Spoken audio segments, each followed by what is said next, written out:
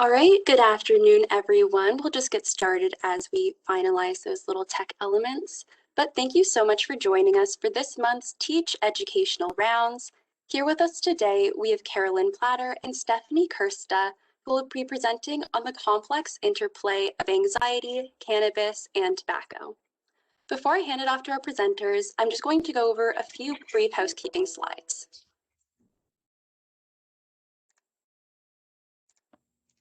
If you're interested in receiving a letter of completion for today's Teach Educational Round, please make sure that you have registered for this webinar and completed the pre-learning assessment. As well, you have signed in to view this webinar using your first and last name so we can track your participation. And finally, you've completed the post-learning assessment, which will be emailed to you by the end of tomorrow, and you have 1 week to complete that. Please note that a copy of today's presentation slides will be sent along with the recording this afternoon as well.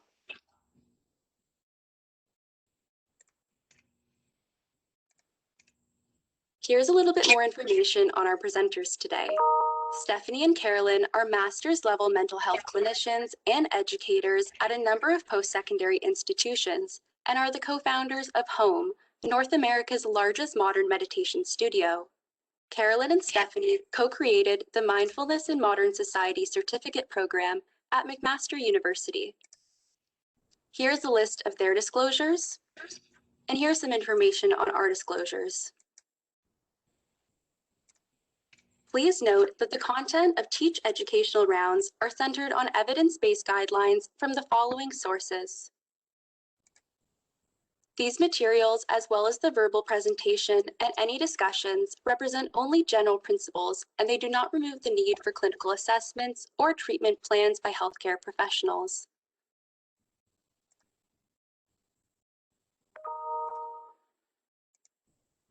Please feel welcome to use the chat feature during today's webinar to provide any feedback or post any questions.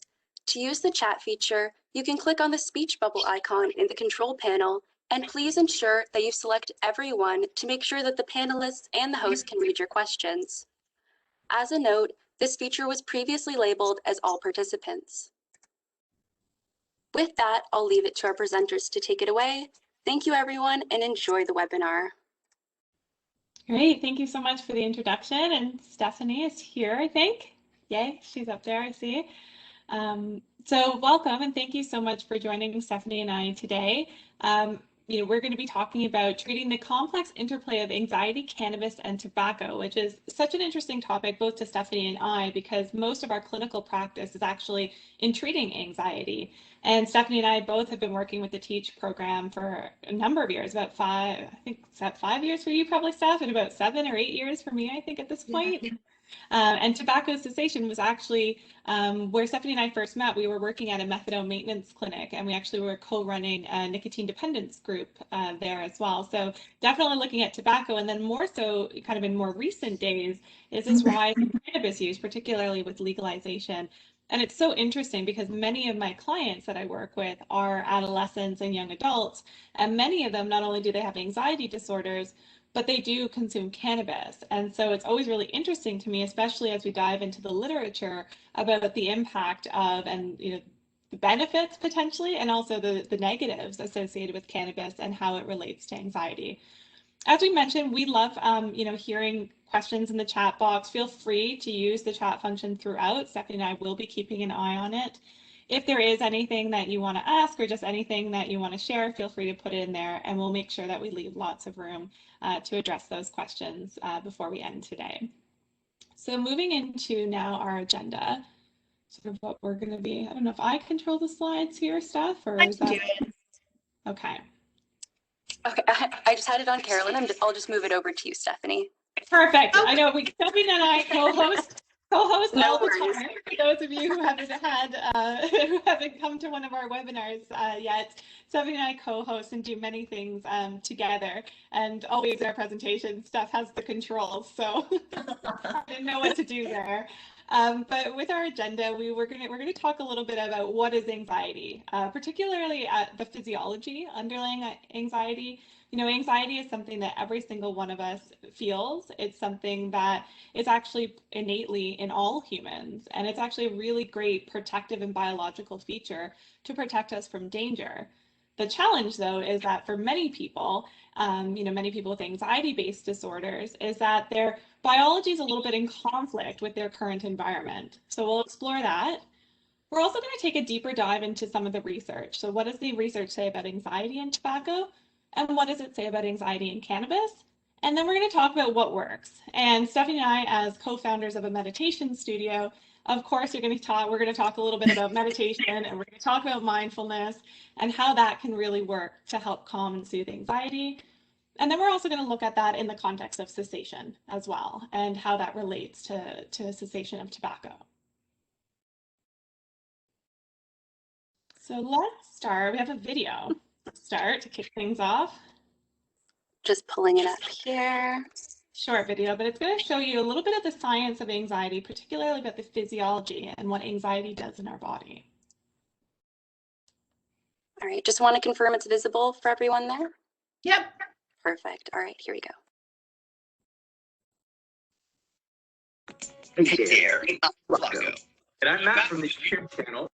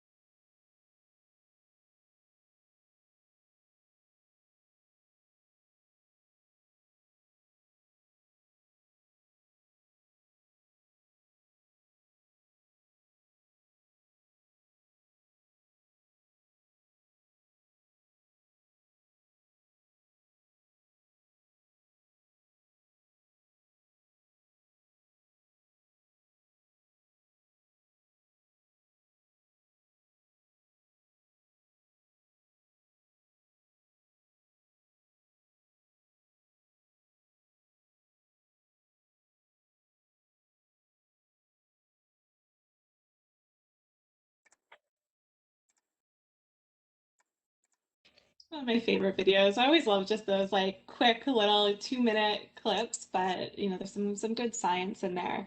But as the video mentioned, you know, anxiety is not only is it a psychological and mental based disorder, but it's also very physiological in nature. And so our body is constantly trying to keep ourselves safe, right? We're always scanning our environment for dangers. And I always tell my clients, it's like when we notice a danger through our senses, whether it's through sight, whether it's through touch, whether it's through smell, whether it's through feeling, there's sort of that alarm system. I call it, that's the amygdala. It's like our fire alarm in our brain. And that gets pushed, and then a whole cascade of things start to happen within our body. You know, our sympathetic nervous system gets really activated, our heart rate goes up, our pupils will dilate, our hearing becomes more acute, our stomach stops digesting. So a lot of things are really happening, but it's also really unpleasant, right? I mean, we all can probably share that experience that we've all had anxiety at some point. It's not a good feeling, right? When you're sitting around and your heart is like pounding and your stomach is all in knots and twisted. And then you're also having really worried and scared thoughts. People are thinking about, impending doom. People are thinking, in a really negative way. They're consumed by their worries. So it can be very overwhelming, and it's actually the most prevalent mental health disorder that we have in our society. It affects approximately about 11% of women, about 9% in men. So it is something that is quite prevalent. And it is something that we are seeing is on the rise. And it's really interesting. I mean, there's lots and lots of theories about why anxiety might be on the rise. Some are really, and most of them are actually related to our social lifestyles these days, and also a lot of environmental factors. Is that we don't have a lot of time, because the way to reset that system is by doing things that are restful for us, things that engage our parasympathetic nervous system, which is really the opposite of sympathetic nervous system activation. We'll get into it later, but things like meditation and mindfulness definitely help to engage parasympathetic response. The sort of struggle that we have in our current environment, though, is that we're very, very go, go, go. I mean, we're super stimulated all the time. That keeps our sympathetic nervous system really activated. It keeps us really hypervigilant. And we're often not getting that real break that we need to be able to really calm down. And so when we're in chronic stress, that's where we see things like anxiety disorders start to occur, right? Our body's great with dealing with acute stressors. If there's like a bear in the woods, that's a classic example. If it's coming at me, my body is amazing with, being able to be adaptable, and my anxiety response will definitely help try to save me from that situation. But when I'm inundated every single day with a lot of the stimulation that we have, like whether it's, work or emails or social media, eventually my body is like, I can't handle all of this because it's too hyperstimulated. And again, we see these links with anxiety, particularly in youth. And as I mentioned, that's an area that both Stephanie and I focus on. And anxiety disorders are definitely very, very high in the youth population. I think especially this last year, sadly, has had a real significant impact. So again, just wanted to make sure that everyone understands, what the basis of anxiety is before we start now looking at how cannabis and also nicotine use, in the interplay there and how they're all connected. So before we get into some of what the literature says about anxiety, cannabis, and tobacco, just wanted to throw it out to the chat box, wondering if you have any observations, maybe from clinical practice or, from your own personal experience, what you think the impact cannabis and or tobacco have on the anxiety response. So if you just want to pop it in the chat, now that we know a bit about the science behind anxiety, what do you think might be there? And then we will talk a little bit about the science. I always love hearing from people. Me too. We have actually a really good turnout today too. We have quite a lot of participants, so I'm looking forward to some of the responses.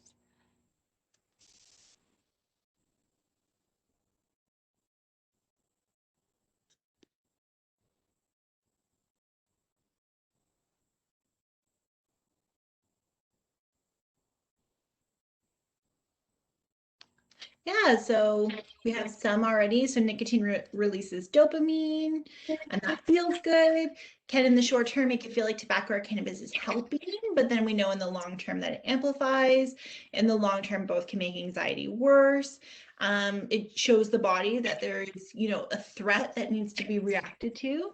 Absolutely. Yeah, so many clients feel that their smoking helps their anxiety and don't believe that it makes it worse. That's so true. And I find oftentimes, if you think about it, like when we're revved up with something, oftentimes client will say like, oh, like when I'm really angry about something, or if I have like a fight with my boss or something pisses me off at work, like I go outside and like take a smoke break, and that, that break gives me, it calms me down. When we know what's happening in the body, we know it's sometimes just walking away or maybe getting that fresh air or taking those few deep breaths that's actually doing the work.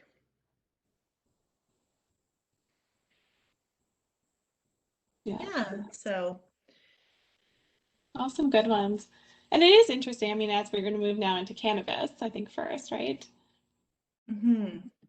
Yeah, and it is interesting because I think, again, it's really mixed, the research when it comes to cannabis and anxiety.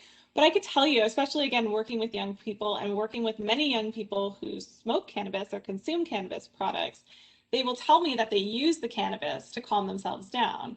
And then I'll ask them and I'll say, does it really make you calm? Because I know a lot of people with anxiety-based disorders who actually feel worse when they consume cannabis. And when you actually start to talk to people, you tend to find that many times people with anxiety disorders have had at least one experience when they've consumed cannabis where they actually feel increased anxiety or they'll feel paranoia.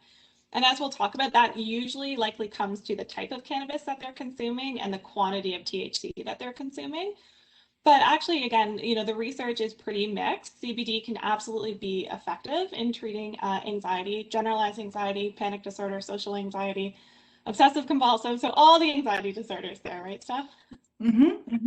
Yeah. Yeah, so CBD has been shown to be, marginally effective. So we are seeing some benefits to CBD. So CBD is the non-psychoactive component.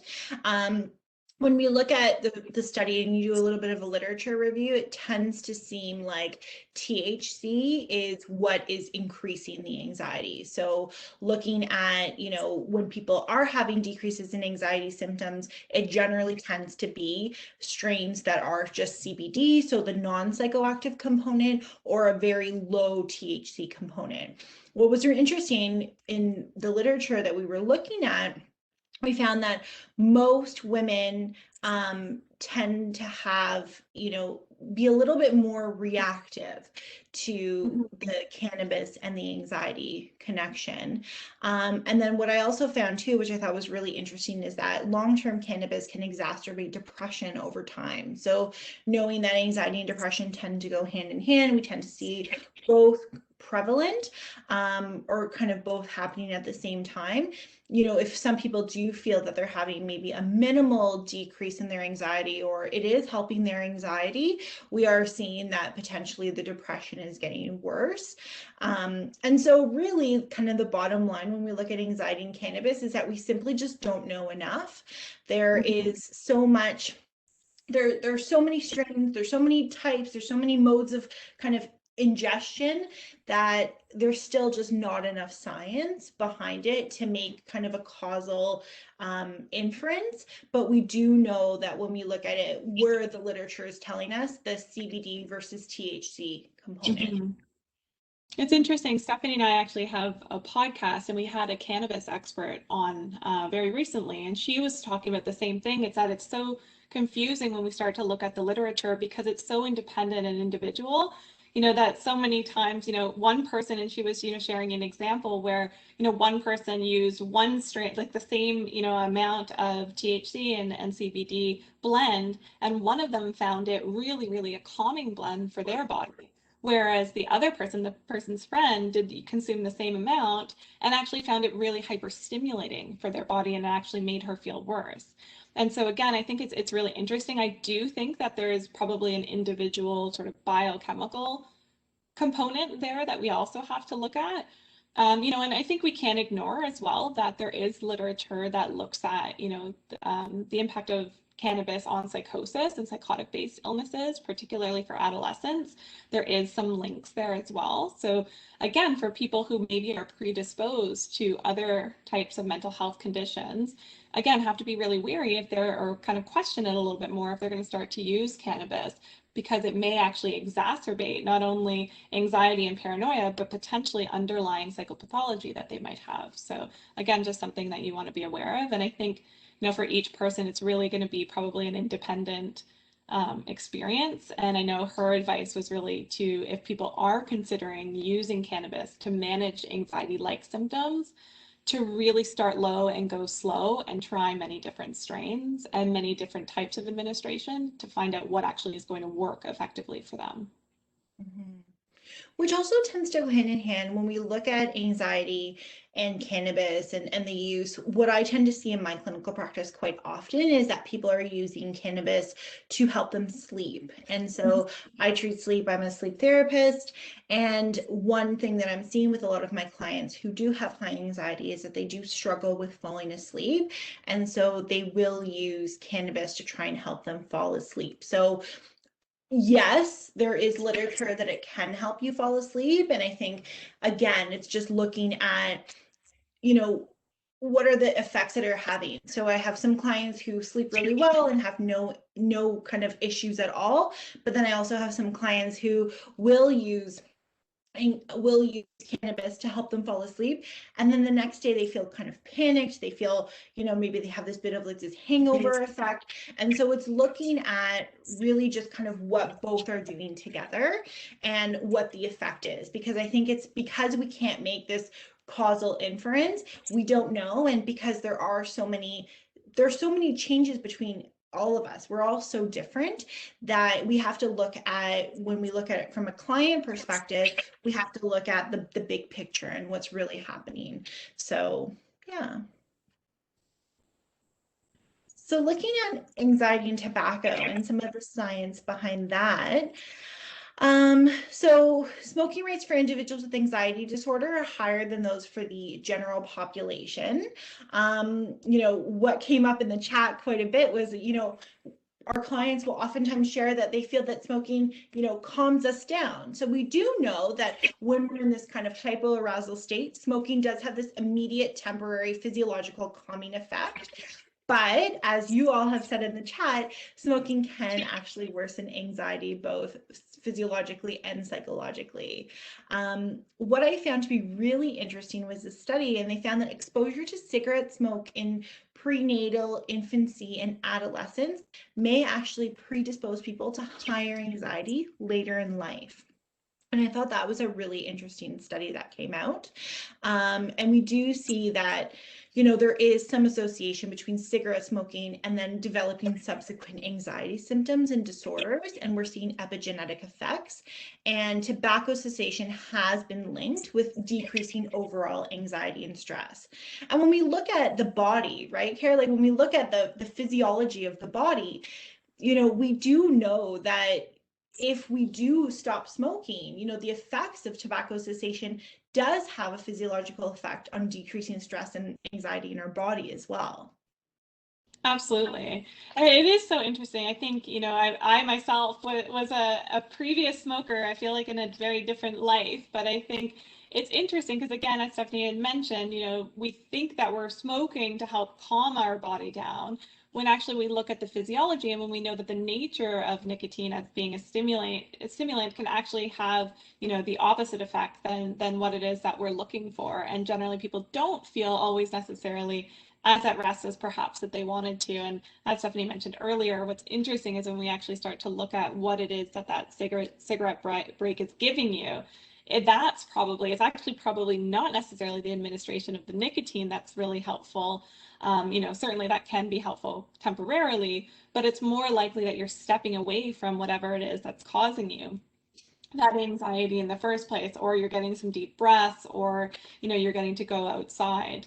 But certainly I think many people, many smokers, that was a big reason why I said that I smoked for a very long time, was I used it as a stress management tool. I know people in my family, that's why they say. And, when Stephanie and I used to work in the nicotine dependence group, one of the most common forms or reasons that many of our participants would relapse was actually because of stress. And so then they would go to, tobacco as a way to help them cope or manage that stress. So it is really interesting when you actually start to kind of explore the science, because on one hand it can worsen it, but yet kind of, psychologically we're so drawn to using tobacco as a stress management tool, even though it's not necessarily the best one out there. So just looking at the Q&A, just wanted to jump in. So Catherine mentioned the anxiety of looking for the next opportunity for the next tobacco or cannabis dose. Certainly that brings up anxiety as well. It's a great point. Marilyn said she has some clients who have been experimenting with different types of cannabis to help manage symptoms of anxiety. Certainly that's the case. And when we talk about some of the considerations, that is something to be mindful of. And that's something that I think Karen and I both will encourage clients that if they are seeing that, or if they are really wanting to use cannabis or CBD to manage their anxiety, there are different strains, or like I said before, like the non-psychoactive component, that there is some preliminary literature that's supporting it. So I'm always encouraging, or kind of taking a harm reduction approach and encouraging clients to try some of those as well. So that's great that you have clients that are open to that. Yeah, I have a lot of young clients, especially, that who struggle, that now all of a sudden their parents are actually okay with them trying CBD, and they actually are finding, some big benefits actually for using CBD. These are certainly my clients who are more like 16, 17, 18 years old, but who are using CBD with a lot of benefit, especially as you mentioned, stuff at nighttime, and many of my clients struggle. Yeah. And it's certainly, I think, better, or preference, as you mentioned, from a harm reduction perspective than perhaps the cannabis, heavy amounts of cannabis they were smoking daily, or the alcohol consumption that they were having at nighttime. CBD is definitely a better alternative. Yeah. And I'm finding clients too, well, it may not be as immediate the effect. So, they may, if they switch to kind of a lower THC or just a pure CBD kind of oil type of thing, I find that I'll have clients that it's not as immediate as something with a higher THC, but then the next day that they report, they're not having that, boomerang anxiety or that kind of hangover experience. And so that trade-off is a little bit better for them as well. Another question, has there been any research on the impact of hormonal levels with women who are using cannabis for anxiety? I haven't seen anything. What about you? No, but it would certainly be interesting, I think, to explore, especially because, because of the impact, because of how women respond necessarily, to cannabis, there are gender differences there. So it would be certainly interesting to look at. It wouldn't surprise me perhaps if there may be some, just because of the links with cannabis and things like oxytocin, which is a hormone, and we know that that's implicated in the release of some neurotransmitters. But yeah, I think it would be something definitely for a follow-up. And I actually would like to delve into that topic because I do think it's interesting to look at gender differences. Absolutely. It reminds me a little bit about the differences in how we metabolize alcohol as well. And it's always really interesting to see that. And it reminds me of that podcast that we had with Michelle, who had said like her and her partner had both, ingested the same amount, the same strain, they used it together, and they had vastly different experiences. And you'll see that too with how people metabolize alcohol as well, especially with gender differences. Yeah, and you could figure, I mean, you could say, because cannabis, is fat soluble and very much like the way alcohol is metabolized. I mean, women we know have a higher fat concentration than men. And so actually because of that, women, can, when it comes to cannabis, it certainly could affect the metabolism, just like alcohol, of cannabis as well. So there's certainly, I bet, is going to be some differences there. Great questions. So before we get into ties into what Marcy just said, we should teach better stress management tools earlier in life, and it's so true. Marcy, I agree. And as we're going to just jump into now, I mean, certainly, we're not children anymore, which is I think where we really should start teaching some of these tools. But I do think that it would, the world is stressful, and it feels sort of every time we turn around, there's another stressor or challenge that we're being thrown at. And certainly, I mean, we could argue that there's absolutely a lot of like socio macro level issues that need to be addressed and need to be fixed. But being able to protect ourselves on a micro level with some of these stress management techniques can certainly help protect us a little bit more from some of these larger issues. So let's jump into the chat again. So we'll talk about what works for anxiety. So in the chat box, if you don't mind just sharing what works for anxiety from your clinical perspective, from your research, or even just what you know personally, because again, all of us have felt anxiety or felt anxious at some point.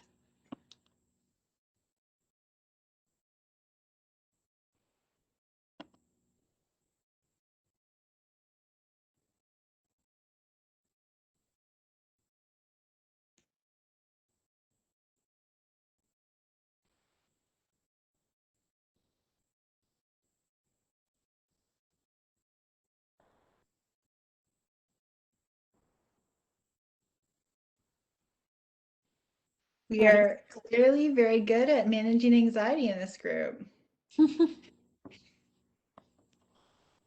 There's some good answers there. Really good stuff. Yeah. So meditation, box breathing. Oh, my chat keeps jumping around. Meditation, box breathing techniques, physical exercise.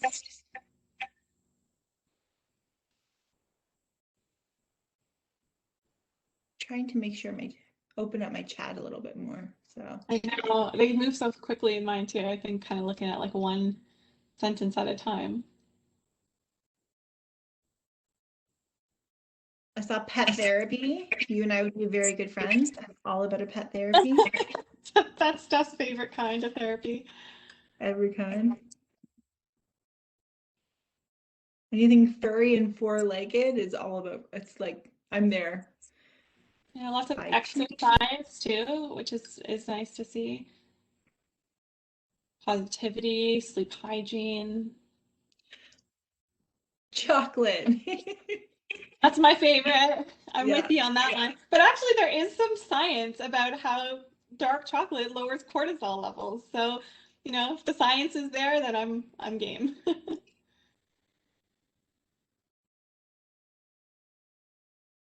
This chat has gold in it. I know. I feel like we should just like print this whole chat out. Fun activities, walking, running. I like this one. Exercise, connecting with people who are positive in one's life, healthy eating, and good sleep hygiene.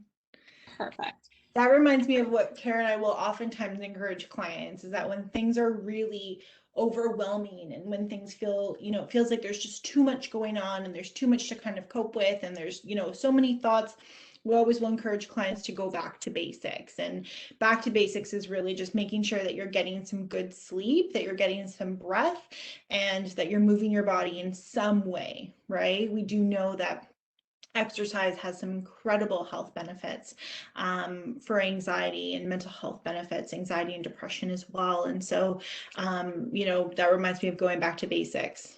Another favorite, magnesium. Love magnesium. We love that one. And actually, it's interesting. Both Stephanie and I work with a couple of psychiatrists that consult with private practice clinicians when we need it. And one of them, oh, bless you, Steph. her sort of, she calls it her like kind of like mood tonic, particularly for adolescents, is vitamin B100 complex, 2000 IUI of vitamin D, and then also 200 milligrams of magnesium. And the nice thing with magnesium, again, it's a mineral occurring in the body that many of us are deficient in. And one of the side effects of actual magnesium deficiency can be anxiety and anxiety-based symptoms. So making sure that your magnesium levels are adequate can be really important. But the nice thing with magnesium, aside from the calming benefits that it gives, is that it gives the benefits right away. So the same day that you take it, you can actually find that calming feeling within about 15 to 20 minutes of ingestion. Whereas things like the vitamin D or the B100, those are going to take several weeks, of using it before your body will really notice a benefit.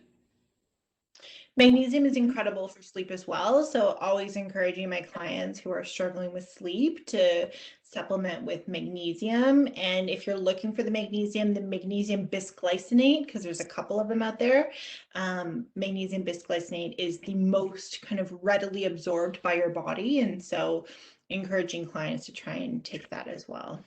Mm-hmm. Oh, there you go. They were just said. Love that. What are you saying, Mary? We're on the same wavelength. I love it. So go ahead, Steph. Joe, you go for it.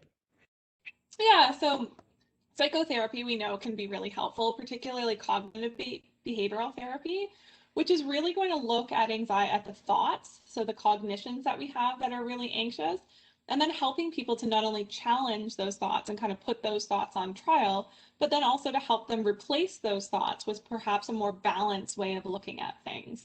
So we know CBT is very effective for anxiety. It's the practice that both Stephanie and I teach. It's definitely something, as soon as someone tells me they have an anxious thought, I'm like, okay, let's put it in a thought record and let's like put this thought on trial and see what we can do. And then ultimately, these thoughts come into our brain automatically. And the hope is that over time, by challenging our thoughts, we can actually shift and change our automatic thoughts.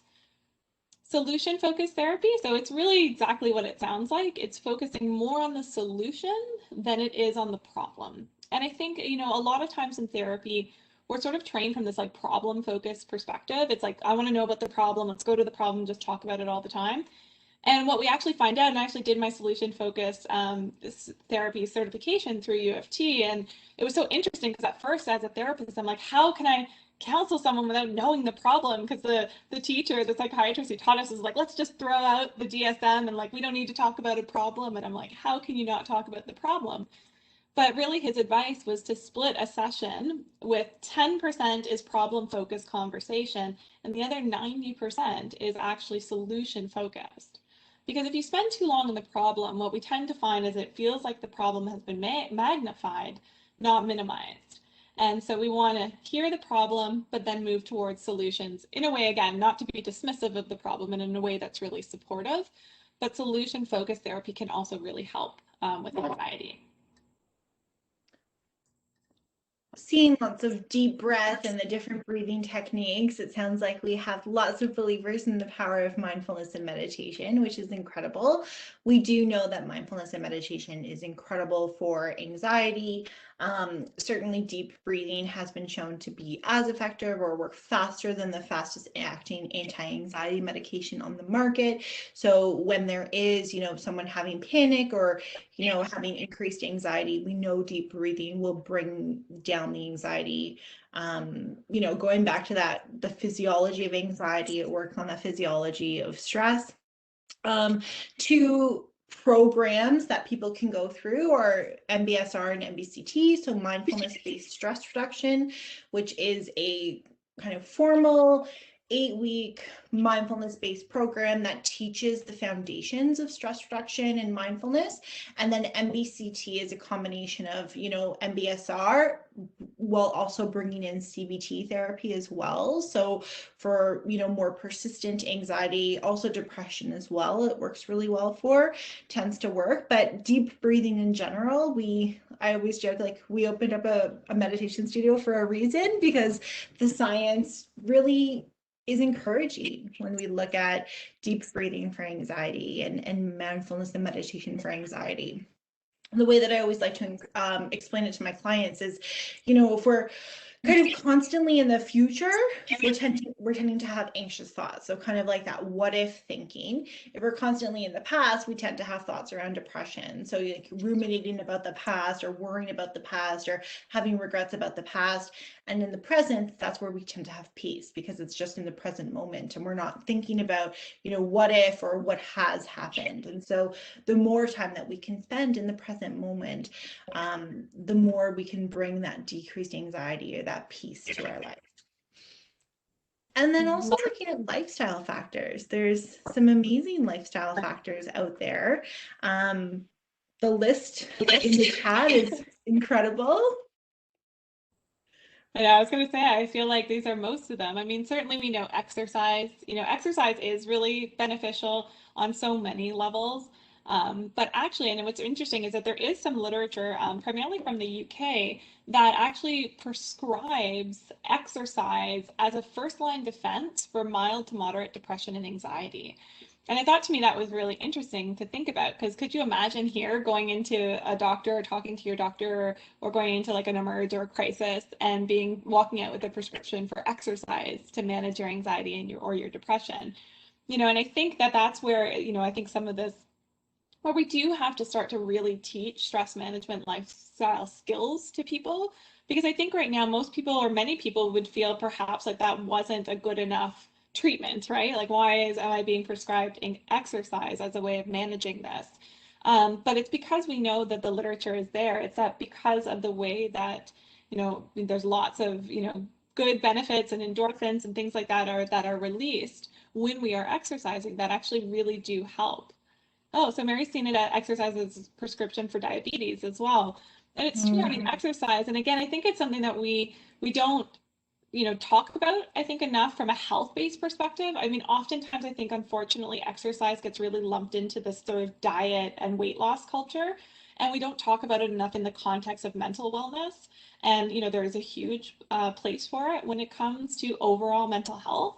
And so I think that we do need to maybe change the narrative a little bit there. And I think being able to encourage more people to use exercise as a way to benefit their mental health. And again, it can be any exercise. It doesn't have to be like, you don't need a gym membership, or you don't have to do some kind of exercise that you hate. It could be any kind of thing that gets your body moving.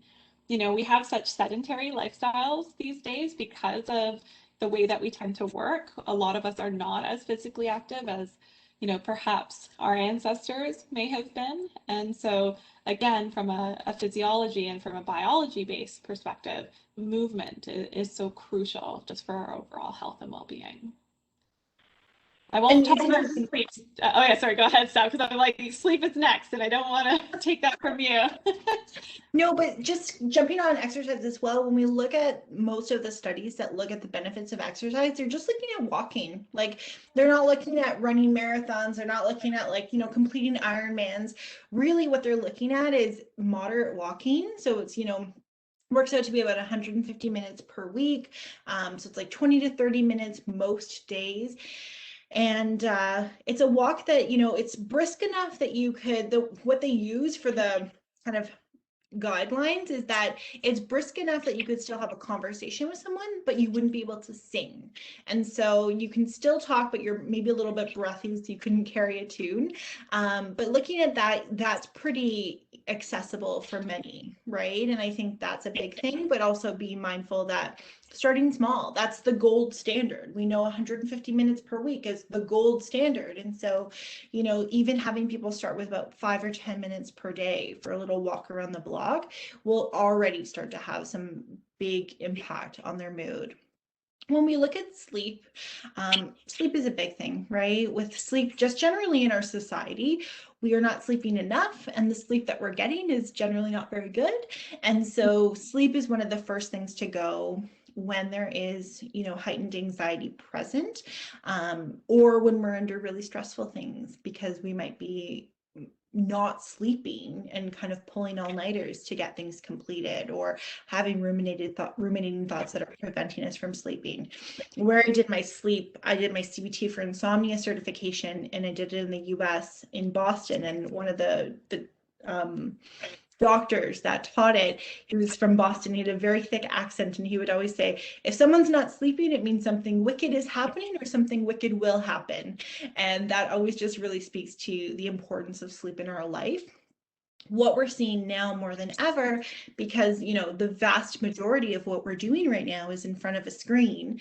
Before, when we would go into the office, if we had an office to go to, we would maybe be on our computer a little bit, but maybe we would see people face to face, maybe we would have meetings, we would have breaks, we would go out on the weekend, and we wouldn't be in front of a screen. Whereas now it's 99% of our time is in front of a screen. And so we are seeing huge impacts on the blue light, on our ability to produce melatonin.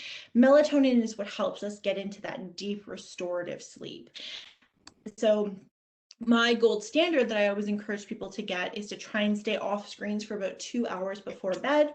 I'm also a realist, and I know that that's not going to happen very often. So I do encourage people to, if they can, invest in like a blue light glasses. They're just like little cheap glasses you can get on Amazon, and wearing those after noon. So you don't need to wear them in the morning. It's kind of a waste if you wear them in the morning, but anytime after 12 o'clock, which I'm not doing right now, but anytime after 12 o'clock will help with preventing that blue light impact your melatonin production.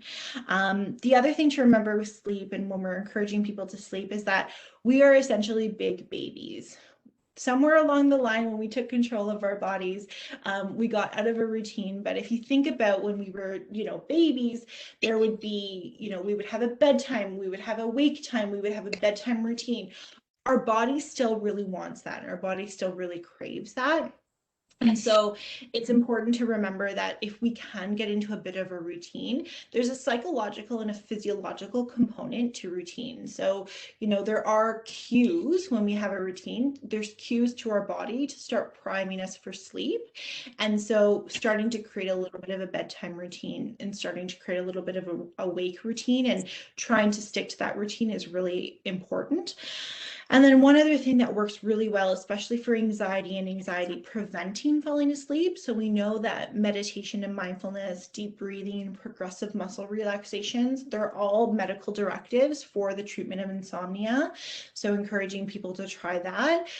Something else I like is legs up the wall pose. So essentially what you're doing is just lying down and your legs are elevated, either kind of on the headboard or on a couple pillows.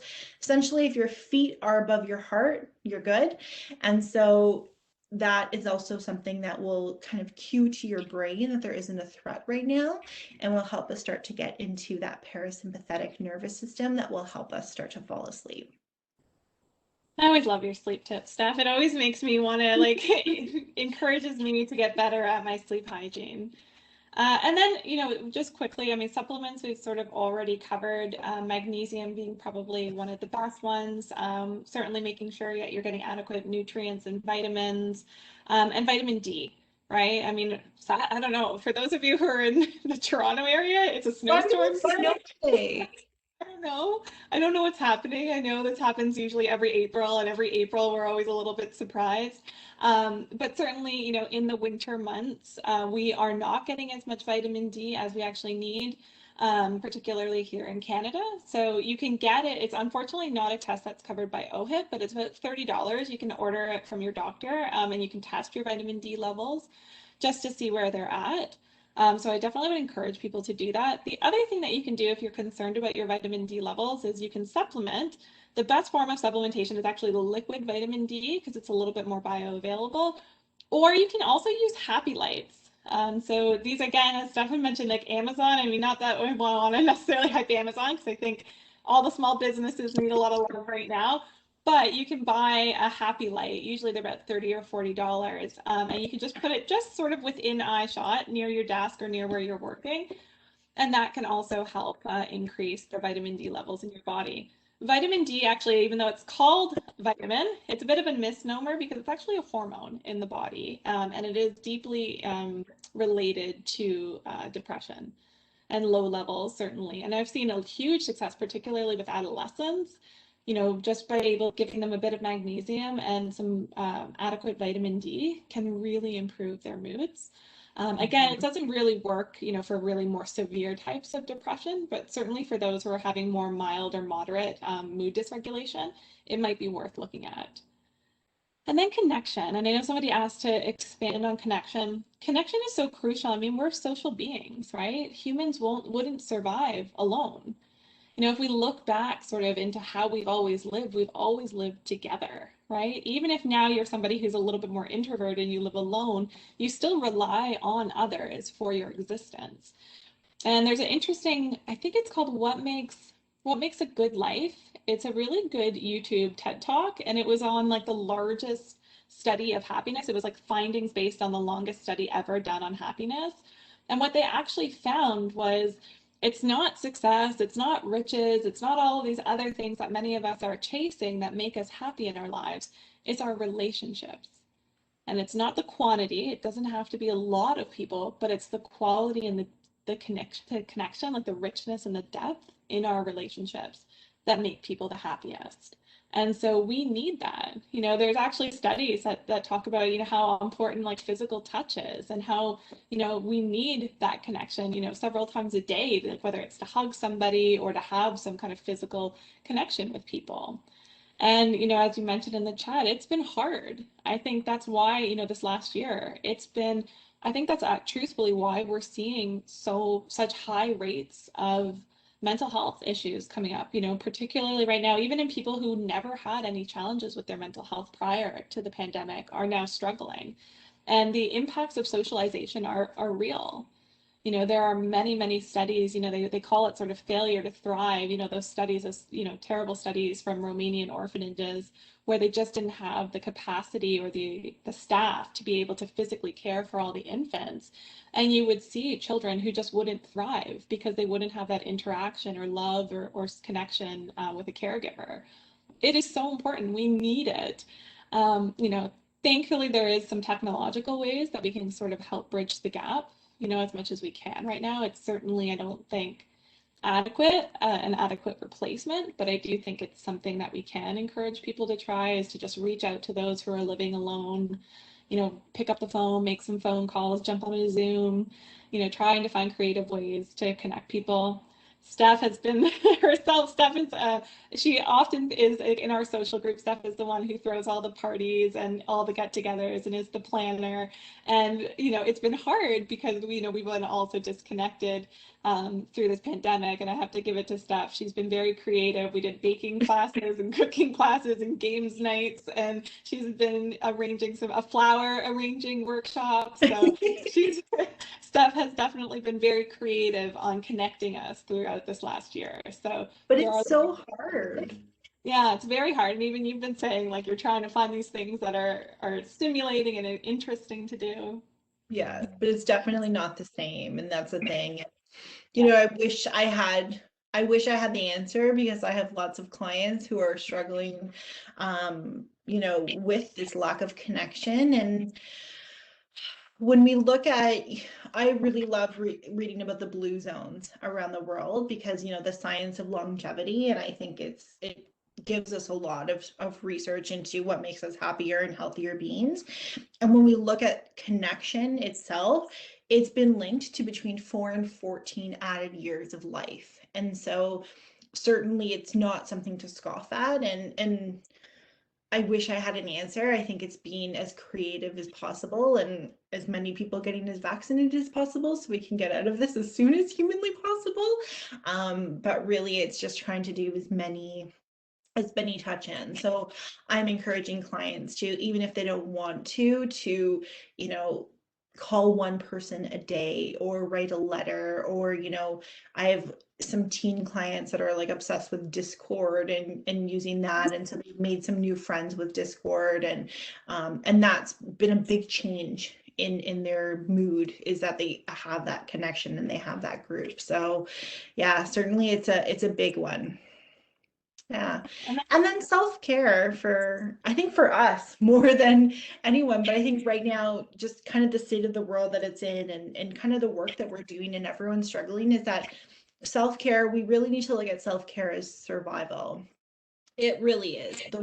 The stress that we're in right now, the world that we're in right now, and if you're in any helping profession, we need to be taking care of us just as much, and our anxiety. So, you know, self-care used to be, and I think sometimes it tends to get misconstrued as a bit fluffy, right? It's bubble baths and flowers and hashtag self-care Sunday. But really what it is it's survival. It's listening to ourselves, taking care of ourselves. And what I go down to is listening to what our body needs, and giving it that. And so, you know, sometimes if I'm sitting all day in front of the computer seeing clients, what I need is a walk. And so that is something, you know. For other times it's, you know, getting on the phone and talking to other people. So it's, you know, starting to connect with what you feel you need, and what feeds yourself and your soul, and kind of nourishes you. And you know, I was talking to a client yesterday who struggles with guilt because of self-care and giving themselves that time and creating those boundaries. And I always like to use the analogy of like a water jug, right? If you're having a dinner party and you're walking around and filling up the water jug, eventually that water jug is going to be empty, and we run to the tap and we fill it up, and we don't think twice about it.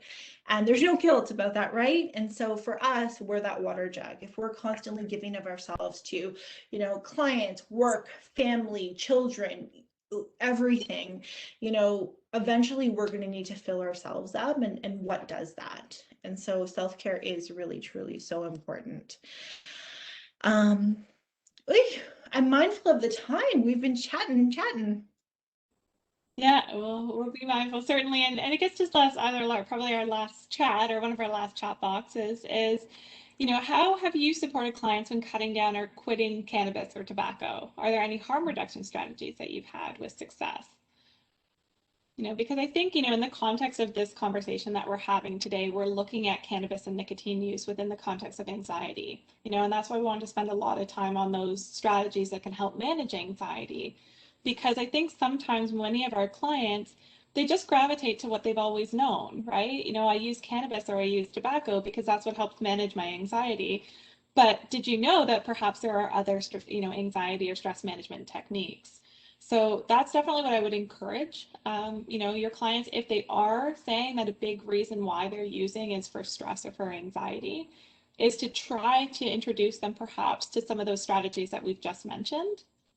Yeah, SMART goals, right? SMART goals every month is huge, right? These again help really keep them on track. I love a SMART goal because it really makes it measurable and it makes it achievable. And it takes this goal from sort of this big abstract concept of what they want and it makes it actually attainable for them. From a harm reduction, I'm always big on, trying to perhaps maybe, every time you're stressed, maybe you have one cigarette, but then the next time, instead of having a cigarette, you actually try an anxiety-based technique instead. And then, so then that way you're at least having some reduction and you're starting to try the introduction of some of these other strategies. Brief action planning, so trying to get them to decide the new strategies that they will practice. Yeah, because it's a lot of our clients, we just don't necessarily know what else is out there if we're anxious, right? And we just go back to always those things that have helped in the past. Smoke till you feel better, then throw out the rest of the cigarette. I like that because you probably don't need that whole cigarette. And if you actually ask your clients, most of them would agree. And I can tell you as an ex-smoker, you don't need the full cigarette. You need a couple puffs on it and then you're okay. It's the first 3 puffs generally. Absolutely. Don't relight, very damaging. Absolutely. I know I used to do that sadly, but yeah, you don't want to do that. And again, in that education can go a long way. So I think it's just really, for me, I would just say really trying to educate and work with your clients collaboratively to try some of these other strategies. Again, if anxiety is really what's motivating or contributing to the use. So also just remember, sorry, I have an echo, so that's why I stopped. So just remembering that tobacco and cannabis are often used together. So when we're looking at cessation of one or the other, we have to be mindful that oftentimes people will use that or mix them together sometime. We talked about the client perception of impact on anxiety. Our lockdown right now, we're seeing use with everything go up right now because there's literally nothing else to do and everyone's, struggling with coping. And so being mindful of that and maybe tailoring the goals or looking at some of those harm reduction strategies for that as well. That sometimes when we're actually withdrawing or when we're withdrawing from tobacco, that withdrawal symptoms can give the perception of anxiety or anxiety increasing. And so some psychoeducation around that and some coping skills with that. And we did talk about a lot of the coping skills and I would encourage clients to, come with some coping skills or try different coping skills. My favorite thing that I've been saying lately is let's be a detective between now and next week and let's kind of determine what works best for you. So try a bunch of different things and that list, and we're going to have a list on the next slide about some of the different coping skills. They work, but everyone works for different people, so encouraging people to try that. Do we have time for our game? We can maybe do it on their way out, perhaps. But this is one of our, it's a little bit of a challenge, but it's also one of our favorite sort of ways of practicing self-care, because we certainly know that there are many, many things that we can do that can help our self-care. Again, different things are going to work for different people. But what's really cool and what's been shown in the literature is that it's interesting is that you can stack multiple self-care strategies into one thing to actually help you maximize some of the benefits. So for instance, perhaps you can go on a walk in the woods with your dog and then put in a really great podcast or music. And then so you're doing 3 things that are really great for your self-care all at once. And so our challenge to you is to perhaps, whether it's grabbing, how many things can you stack into one, and perhaps challenging yourself, maybe that when you're doing, your next self-care practice, can you maybe, increase that a little by stacking it with something else to really maximize the benefit that you're getting from that self-care experience. So again, just a bunch of ideas up here. By no means is this exhaustive. There's lots of things you can do for your self-care. What's one of your favorites, Steph? What's one of your stacking? Well, obviously with the jog. Going for a walk. Okay, walk in nature with my dog on the phone with you. Oh, thanks for putting it in there. Love it. What about you? I feel like, for me, I'm such a bath person, so give me a bath, like a good book, maybe some ambient music, a bit of aromatherapy going on in there, a candle. It's perfect. That's good. That's good. I keep trying to add as many as possible. So Maybe a little bit of breath work, something like that. Yeah, perfect. So we challenge all of you to try to stack as many self-care strategies as you can today. And thank you so much, everyone, for joining us and for all the participation in the chat today. It was really great. Thank you so much.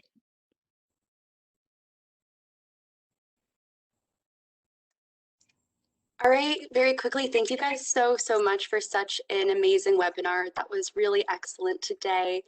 Before we end, just very quickly, a reminder that a link to the evaluation and post-learning assessment will be sent by email by the end of the day tomorrow, and you will have 1 week to complete that if you would like a letter of completion. If you have participated as a group today, please email teach@camh.ca with a list of the names who attended by 2 p.m. today. Again, this webinar has been recorded, and I'll be distributing a link to the recording this afternoon with the slides, and please feel free to share this with any of your colleagues. Again, thank you all so much, and I hope you have a lovely rest of your day. Bye, everyone. Bye. Bye, thank you.